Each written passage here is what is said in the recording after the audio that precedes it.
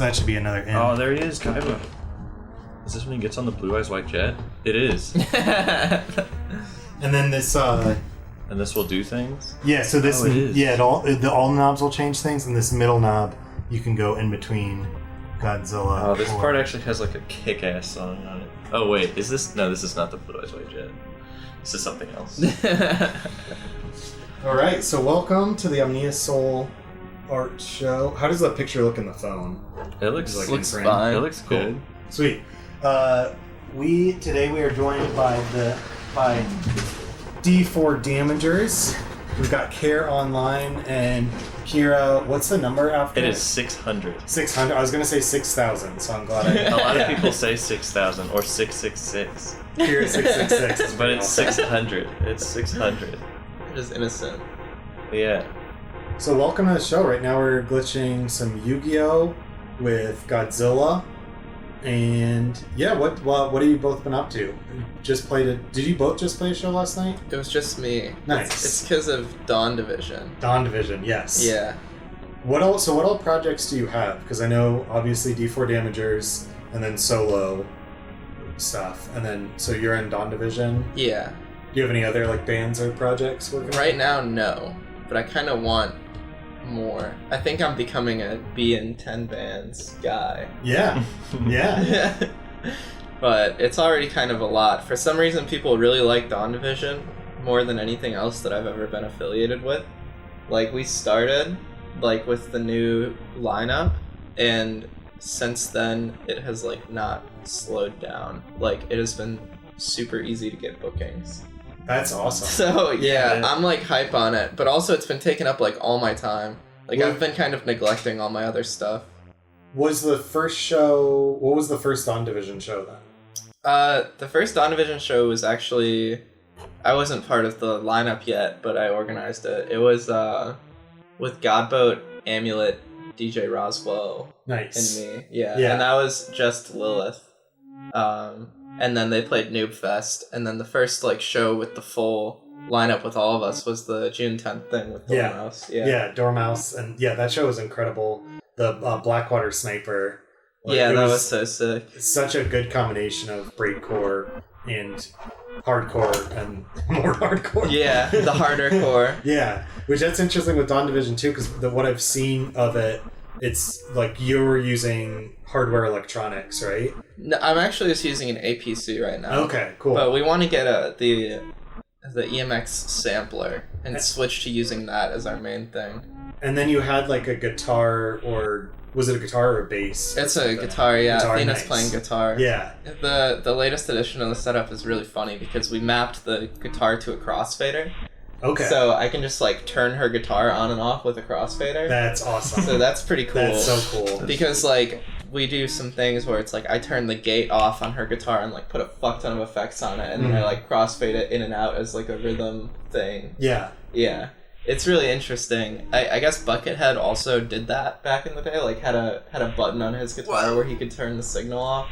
And Athena's like a really big Buckethead fan, so she thinks this is sick. That one you got with the lines is really great because it's like you can hear it too, just with just the I don't know the actual technological terminology, but the voltage of the TV with those like white lines, you can just like hear the CRT. Oh, that's crazy. Oh yeah. Dang. This thing's cool. Yeah, this one was technically my first piece of gear, but I didn't really use it much. That was the first one. I bought it with a friend. We like had joint custody over it, and then like immediately realized I had no idea what I was doing because it was like the Euro rack model of the Fluxus Duo. So it literally was just like the front with all the knobs and then all the circuitry in the back. And then I was like, oh, I needed to actually like research what I was buying. And no, I need to buy a Euro rack power supply. And so I feel like I learned so much just like getting it set up and getting it to work. Yeah. I feel like that's the best shit sometimes. Yeah, though. It's like when you get way in over your head and then you like have no choice but to like figure your shit out. Yeah. Like, you learn so much just from trial and error that way.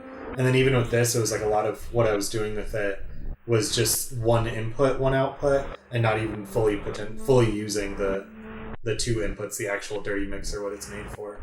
Yeah. It's advanced. I've only messed with these a few times. You know, I did mess with the one and only. Actually, no, it's not the one and only. It's the one and few Sandine image processor. Oh, really? Yeah, I messed with that. Yeah, I messed with that. That's thing. awesome. They recently got it fixed. Yeah. I think the art and tech department still had, they still had a video synth, but the actual, Sandine in the film department was, broken. Yeah. Just recently got it fixed, which is one of the really good. modules was, one of the, super mostly used modules was not working or something like that, from what I understood. That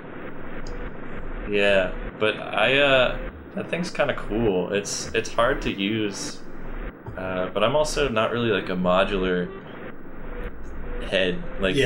I get it, but it's also kind of out of my realm a little bit. Yeah. But I was into just making colors and adjusting the speed. Mm-hmm. I thought that was kind of cool to just make bars fly across the screen. But once you see the stuff that people that use that thing all the time can do, is holy cow. Yeah. Yeah, with this stuff too, it's all kind of I don't know if circuit bent's the right word. I was gonna say upcycled, but that's not actually the right word. Pieces of, with the exception of the Fluxus Duo is an actual circuit board that's meant for this. These two are pieces of video gear that then were circuit bent that add to them. Oh, okay. Yeah. So it's this one, which we can try out too, has the actual piece of gear is just a video enhancer with just these knobs on the front, and then these switches were added. Added in post. Gotcha. So what projects do you have going on, Jess? I have my main things, the Cura 600 assorted projects that I'll do, which has kind of been I don't know, I feel I haven't gotten into that flow recently, but I'm trying to convert the way that I perform live, because I use Ableton when I perform live, but I'm trying to shift everything that I do on Ableton over to the Octatrack, because I don't know, I've had that device for a while now and I use it for things, but I feel a little foolish. It's dang, I have this really fancy sampler performance device. I should use this instead of my computer when I play live. Yeah. You know, it's and there's a lot of opportunity to make my live set more fun and engaging for myself, because a big thing that always made me want to go to Ableton instead of traditional DJing is just how active I have to be. Yeah. Because I'm not really into letting a track ride out, because that is challenging for me to do that. Yeah. So sometimes it'll be I just want to hit buttons and I want to mess up my track and I want to have my audio going, but I also want to phase in patterns and do all that kind of stuff and have a very eclectic mix of whatever's happening. But I also kind of like to have something that's semi-rehearsed, with the ability to improvise. And I think the Octatrack will give me a lot more of that. Totally. But the setup I have on Ableton is kind of faking the Octatrack features anyway, where it's you kind of just split effects into different directions and then apply them when you want them, and then have this weird sequence going the whole time.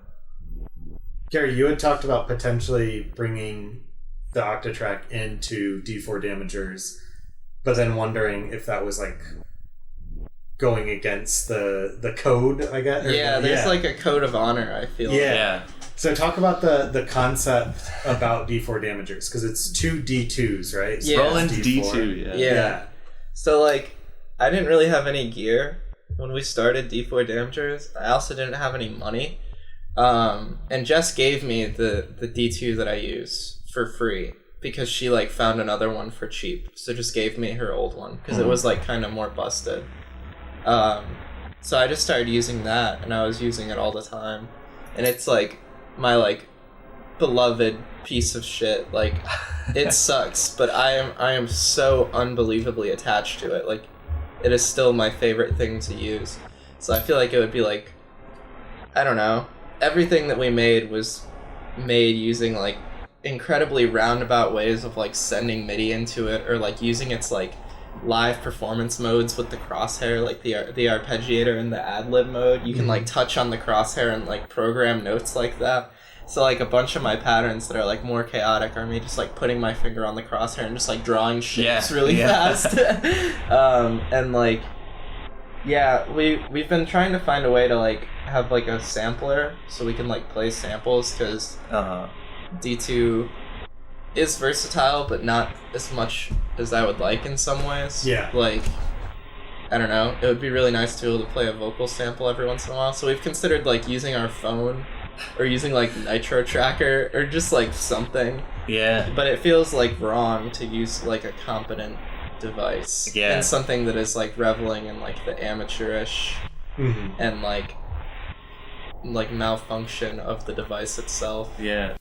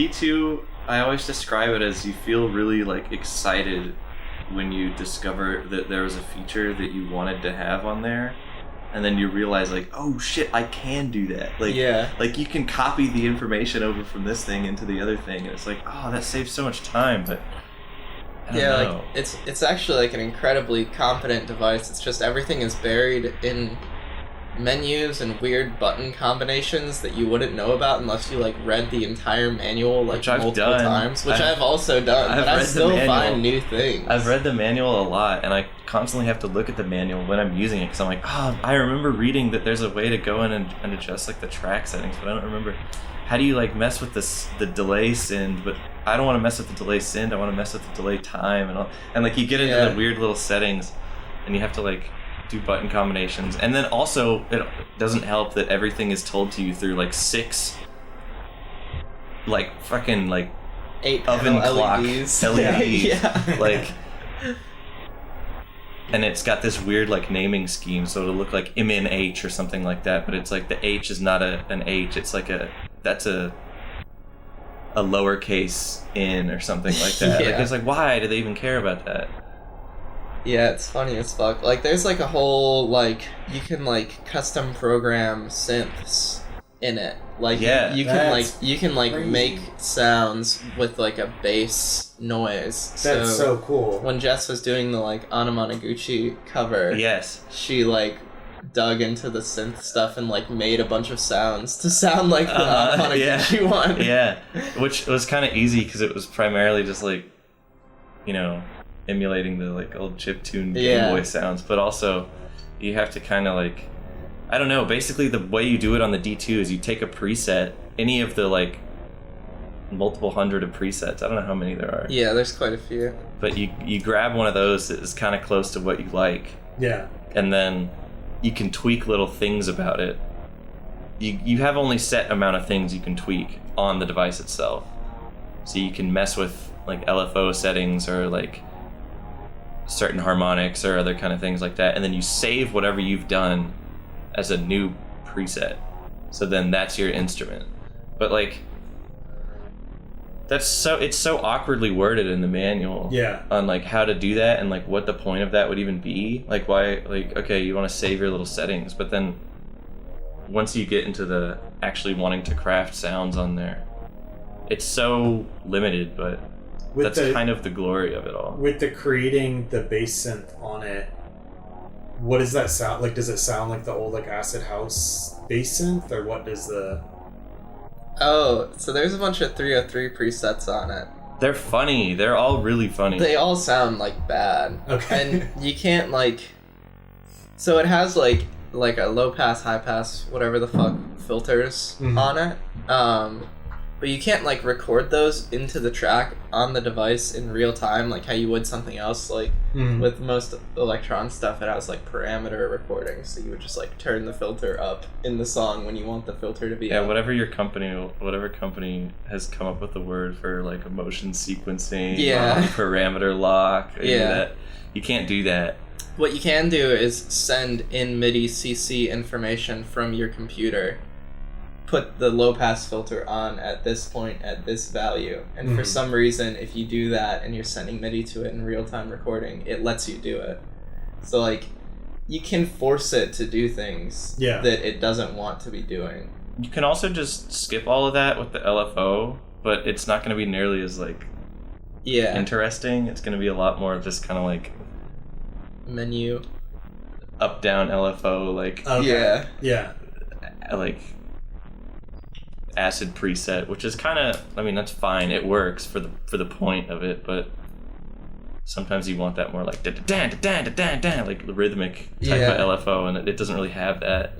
But it's just sort of like saw wave, triangle wave, random sort of thing. Very like straightforward. I love the D2 though. I feel like I'm trash talking it, but it's also kind of like some of the most fun you can have using just like a crappy device. I feel like I'm having fun every time I try something new with it. Like, it's truly like a very enjoyable experience, and like figuring it out alongside someone else has also been like such a wonderful time, because like you figure out something new and you like go to the other person and you're like, did you know you can do this? You showed me that like kind of live recording thing that you were doing the other day. Yeah, you turn it on like loop. Basically live looping, building tracks live. I figured out that it has a rehearsal mode for some reason, which I don't think it even talks about that in the manual. Doesn't even talk about it in the manual, and there's no reason that you would ever want to use it, because there's no keyboard on it. unless you're like using a keyboard from something else. So it's like, what reason would you ever be recording into this in real time? Yeah. But it has a rehearsal mode. So what I was doing was like starting Ableton and starting the D2 at the same time, and sending MIDI from my computer to the D2, and then putting it into rehearsal mode so I can like sketch a track out in Ableton and then record it onto the D2 in real time. That's awesome. So like I can have like a whole hardware setup. Yeah. And like actually be able to use the D2 in the context of a live improvisational hardware setup. That's really awesome. I was fucking around with that at I played this like really like, I've been getting on these lineups that are like insane. It was a Liminal Space, which is like post rock sort of, and then like an emo band, and then me and Wire Witch. And at that show I demoed this setup, and it was working really well, but for some reason the D2 was sending MIDI CC information to my model cycles to turn every instrument into a kick drum, which I don't know why it was doing that. Like sometimes sometimes it just does weird things like that. So it was just... Yeah, it just kept repeatedly changing everything into a kick drum. So at one point I just like ripped the MIDI out of it and was just like manually like got it back in time, and then was just using them as like separate devices. Yeah. Yeah, another really funny thing about the D2 is that like if you're using like the ad-lib mode where you're playing stuff in real time, it'll like trigger stuff on the other person's D2 if you're locked in with MIDI. Oh wow. Yeah. So you can like accidentally end up like muting part of somebody's song if you play in with the ad-lib mode, because we found out it plays over the other person's thing and just like erases what was beneath it. We found out that the MFX, like the weird like effects on and off buttons on the side, I could turn off your effects. Yeah, but you couldn't. It doesn't work the other way. Yeah, because I mean, maybe if we had MIDI out and MIDI, like a MIDI loop, you could maybe do that. But yeah.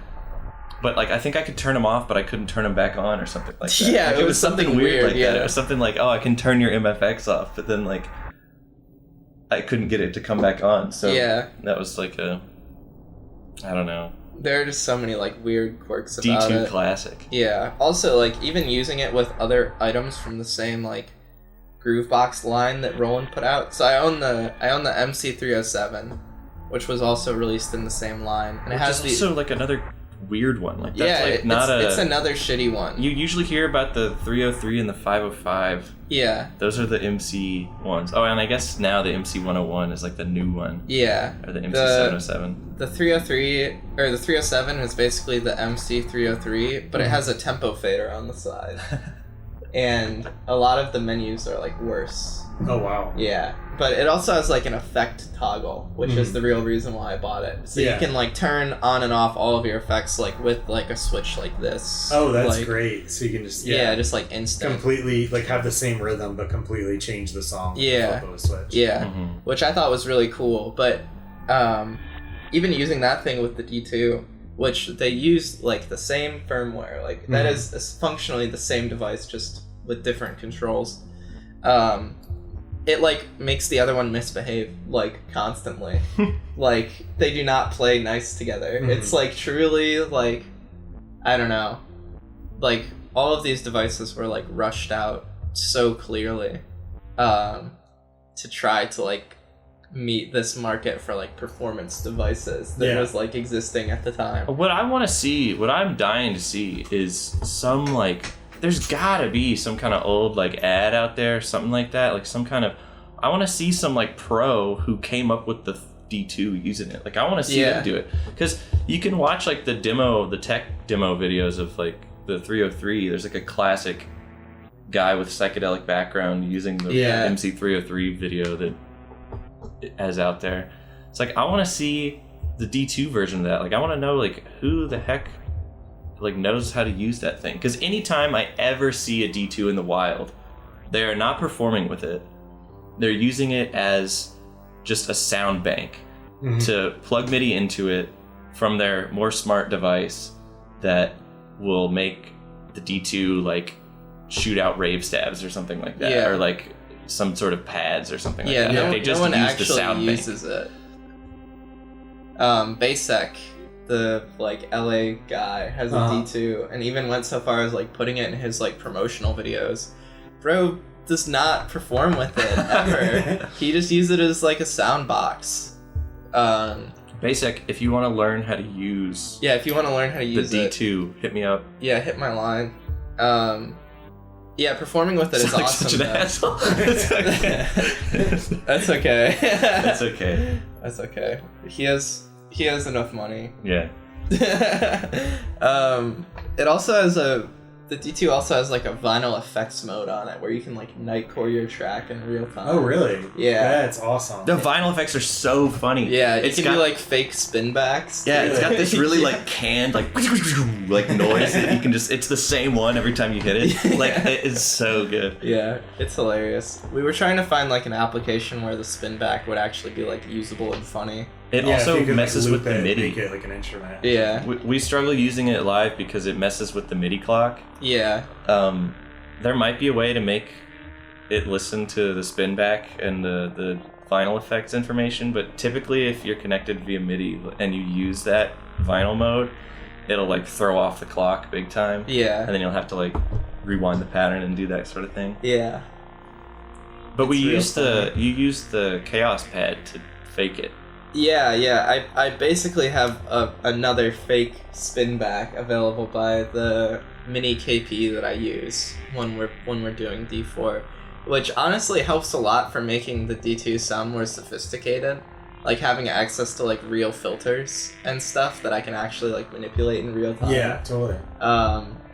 That helps a lot. The thing about all of this like Groovebox line is that all of their filters and resonators are like incredibly like ringy and like sound like shit. Like it reaches like clipping territory like so fast, even if it's just like a low pass. Yeah. Yeah, Like, I kind of don't love the It sounds bad. filter. But I've been getting around it by just using the KP instead. Do we what time does it say on the computer there? It's set like world clock or like Or how long we've been recording?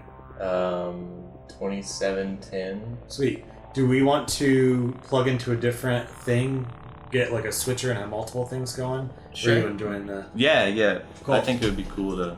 Do you want to do a switcher or do you want to just switch pieces of gear? What do you think? I don't know. Let's plug in like a bunch of things. Okay, cool. Yeah. Yeah, let me get a... Oh, I knocked down my Ninja Turtle. No.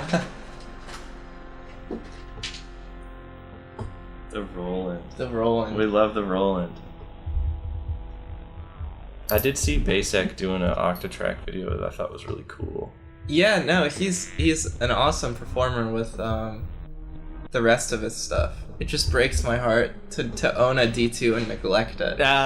You know, like how I don't know. People don't really have those very often. They're like surprisingly like rare and expensive. It's and my like, fault. I've been buying If you them. own one, you should be dedicated to it. But I've been buying them and giving them to the scene.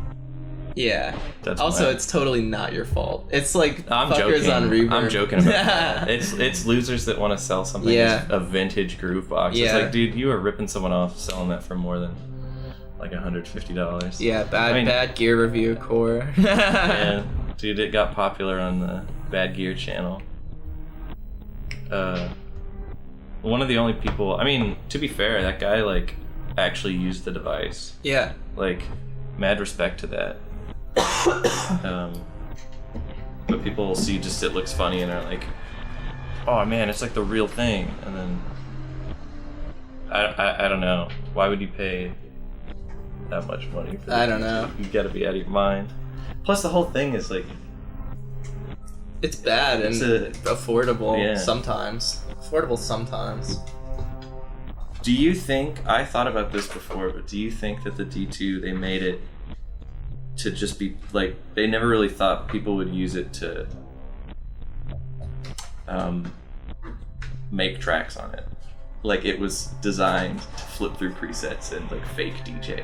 I feel like the D2 was made like the like lack of like price information online makes me think that they literally made the D2 because it looks cool. Yeah. And like they never actually expected anyone to like be using it. That's so funny. Because like I can't even find any documentation about the original price or any ads or anything about it. I think I saw one thing on like, what's that website, like Vintage Synth Explorer? Yeah, that's the only link about it. If you also look at the Wikipedia page, it's hilarious. The Wikipedia page is just wrong information, and it's just like one little block of text. Yeah. And it says something about like submenus upon submenus, which is kind of true, but I also think that there's a lot more information you could put on there. Yeah. Maybe I will write the Wikipedia page for the Roland D2. Yeah, I still really want to do like how to use the Roland D2 zine. Yeah. I want to do really a full want to. tutorial series on it. Yeah. So then the only way you can learn how to use it is from some like hooligan, aka myself, Yeah. showing you how to make like stupid patches on it.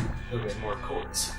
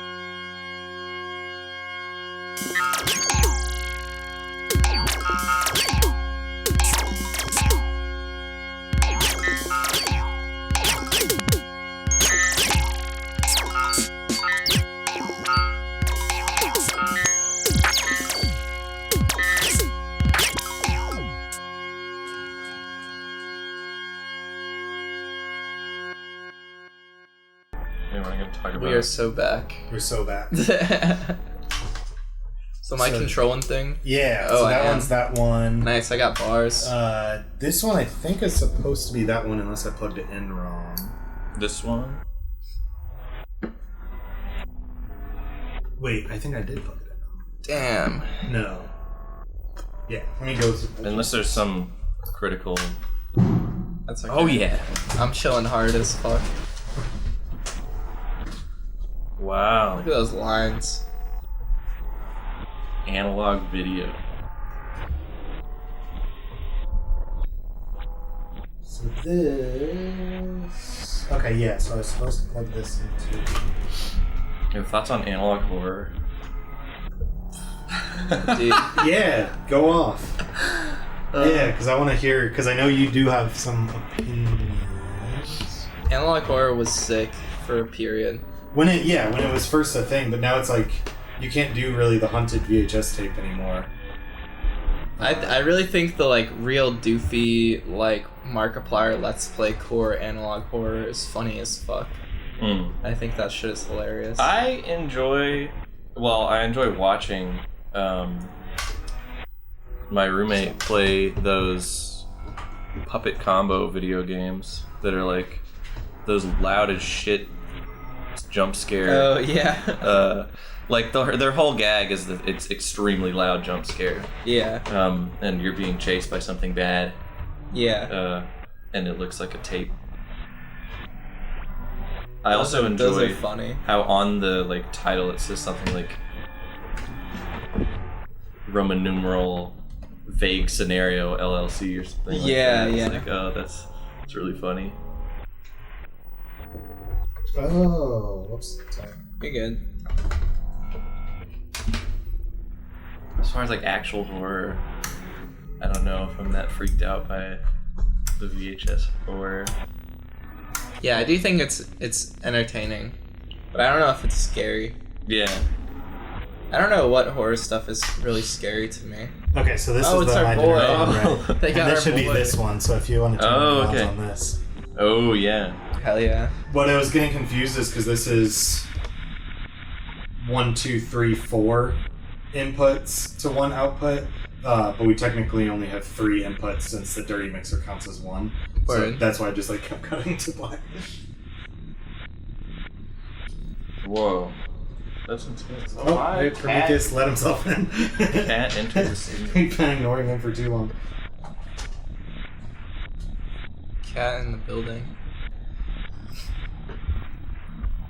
That was a cool scrolling thing going on. Yeah.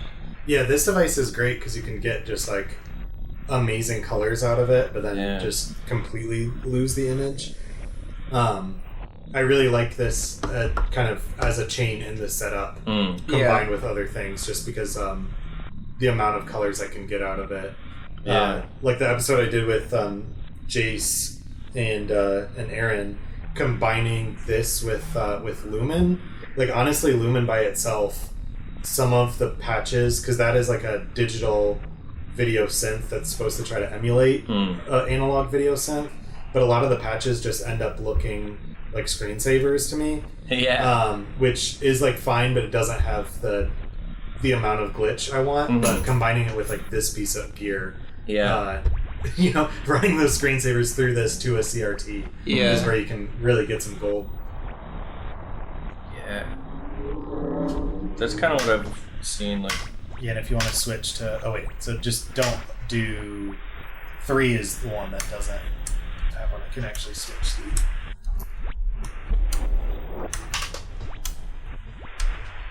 Switch to that, and then... You got spiders.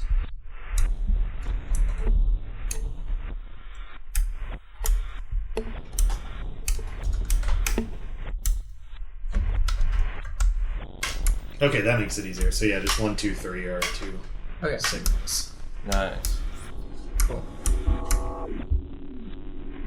That's a nice one. A little bit of A little bit of that action. Yeah. Gotta have the flashing lights one. That's the classic. The Cure 600 was the like making people put a strobe warning on their Yeah, Twitch TV. I gotta like find a better way to like put strobe warnings on stuff. When we dropped the Mages Guild cassettes, I felt bad as fuck because the promo video had all this like flashing in it. Oh, and yeah. it's like an Instagram reel. Yeah. So like Yeah. if people just scroll onto it, there's no like they're just fucked. I wonder too, I should ask, because I know people with epilepsy too, and so it's like, I wonder, asking if like with Instagram, if there's accessibility settings where they can choose to play something as opposed to everything auto-playing. Yeah. Yeah. Yeah, I don't know. I also probably just should have put a warning in front of it, but I didn't make the video. My friend made it, and it was like last minute shit. So I was like, okay, well, I have to post this now because we have to release the thing. Yeah. The tape exists. Yeah. So, yeah, but I'm definitely trying to be better about it going forward because, yeah, I dated a girl with epilepsy in high school and that shit sucked. Yeah. Because she was real into, like, rave culture, too. Yeah. And, like, I don't know, being into rave culture with epilepsy is, like, fucked up. It's like, hard. There's it's definitely not like, easy. Yeah, there's ways of even like I've heard it like wearing like sunglasses or like yellow glasses or something. Yeah. Cuts down, because I know for a lot of people a big trigger because like why flashing lights is such a thing. It's the contrast. So even just like going to movie theaters sometimes because you're in such a dark room with bright lights can cause it. Yeah. Or like closing one eye apparently will help. See, like, you know, like ravers with epilepsy who just like wear eye patches to the gig. Oh, word. That's smart. Yeah. Yeah, I know that this girl used to, her computer was set so it never ran at more than 15 frames a second. Oh, really? Yeah. Yeah, like her whole computer ran like at an intentionally low frame rate. Yeah. Because, you know, that That's way such a like good idea. any amount of strobing is like gonna be like half of how bad it would be otherwise. Yeah. Yeah, it definitely sucked. Also was a scene girl, which is another environment full of flashing colors and bright lights. So not easy. Gosh. Whoa.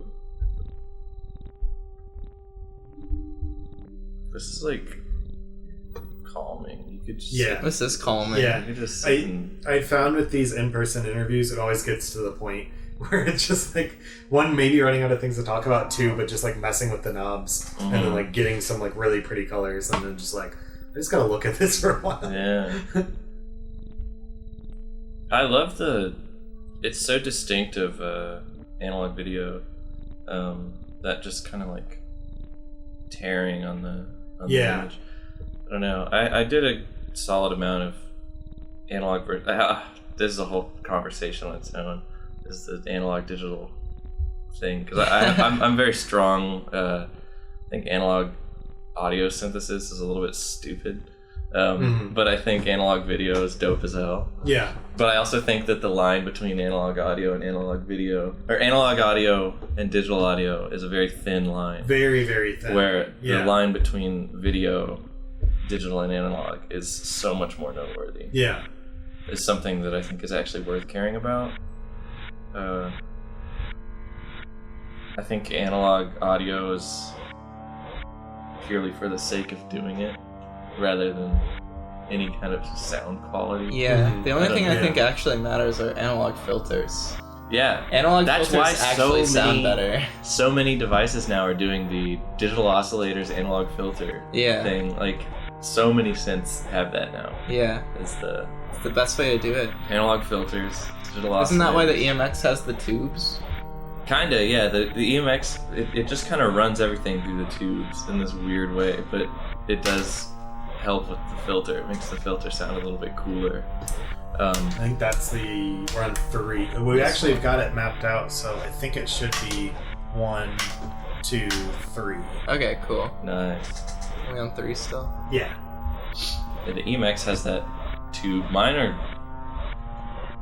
old though, and I need to replace them. When I turn on the tube gain, even like a little bit, it just blows out all the audio, which is fun damn. and cool, but sometimes that's not what you want. You Yeah. want the tube sound, not just, Yeah. you know. Yeah. It's gonna get harder with like analog video too, because it does look so cool, but it's becoming so popular but disappearing at the same time. Mm-hmm. Yeah. Because like prices are obviously skyrocketing right now. And then the people who like just want to get rid of it already have, and then you know, people. Yeah, it's not like second generation people getting rid of their analog video gear. Yeah. Like you're buying from like some head that was also into like audiovisual stuff. Yeah. Or schools that have switched over too.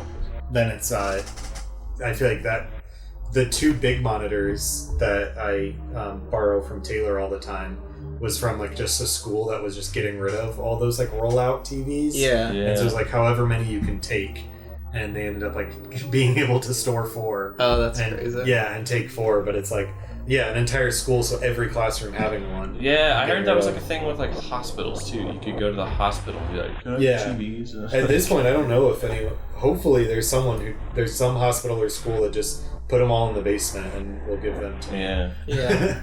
There's this guy I met at a hyperpop show that I was running sound for that was telling me about like, I just got 35 CRTs for $300. What? And I was like, whoa, holy shit, can I have one? And he was like, no, I'm making a wall. And I was like, oh, okay. Yeah. He's like, if I get rid of one, I won't be able to make the wall the size that I want to make the wall. Yeah, So he was won't like, be I even. just got all of them. Dang. But they like stay out in like Plano or something, like some like Illinois suburb. So I guess it's probably easier to come across that stuff if you're like out there all the time. Yeah. Like, and you don't have to like drive like fucking forever to go pick it up. The TV walls, they look so cool too, but it's really funny because it looks so great with this style of art. Yeah. But I notice whenever I actually like watch something on it, your eye kind of drifts towards like one screen, or just sometimes you're just like watching the entire wall. Yeah. You kind of focus it because every CRT the colors are a little bit different too. Yeah. Yeah, there's this rave crew in Philadelphia called Organized Damage, and their like main spot that they do everything out of has like a CRT wall, like as like it's like CRT wall in front and then like DJ booth behind it. That's that awesome. shit is so sick. Yeah. Like I really want to go there just to like look at it. Yeah. Where did you say that was? Philadelphia. Okay, nice. Yeah, they're called Organized Damage. I think Red Hat does a lot of the heavy lifting for them. It's like breakcore, hardcore type stuff. Red Hat should be coming here on tour in September, I think. Nice. And I need to like get a show for them. But yeah, it's cool. It's cool as hell. It makes me really happy to see that like there are still like regional breakcore scenes. Yeah. It felt like for a really long time like shit was pretty much like entirely stamped out except for like Norm Corpse and Death by Sheep. Yeah. So it's really cool. Like, oh, is this me? It is. I don't know. Really cool seeing that shit like active again.